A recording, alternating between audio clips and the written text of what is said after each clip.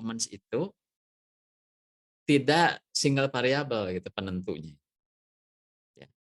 Ini kan ada satu formula yang familiar itu yang disebut P sama dengan M kali A kali O.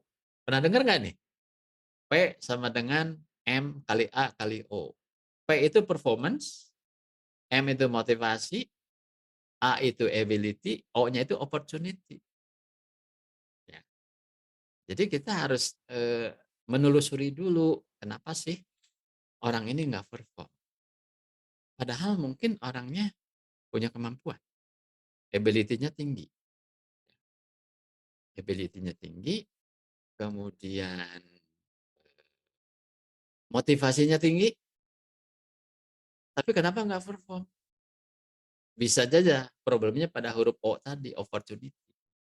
Dia itu nggak diberi peluang yang cukup untuk berkinerja. Jadi banyak apa? Banyak kendalanya gitu. Banyak kendala. Bisa dari lingkungan, bisa juga dari atasannya malah kendalanya. Ya, misalnya nih punya atasan yang toksik gitu, serba salah kan gitu. Ya, itu satu kendala. Nah, namun sebenarnya kalau kita bicara dari konsep manajemen kinerja, seharusnya dari awal udah diketahui ya orang ini punya problem apa. Jadi menilai kinerja itu bukan cuma di ujung sebenarnya. Ya, tapi secara reguler, katakanlah dalam pertemuan bulanan atau pertemuan 3 bulanan, itu yang disebut performance review. Bukan performance evaluation, itu bedanya kan. Kalau performance evaluation kan di ujung akhir tahun gitu. Ya. Kalau performance review itu bisa sebulan sekali, bisa 3 bulan sekali. Jadi pada saat dia mengalami katakanlah kendala sehingga tidak tercapai performance, itu sudah diketahui gejala-gejala dan si atasan harus melakukan satu treatment.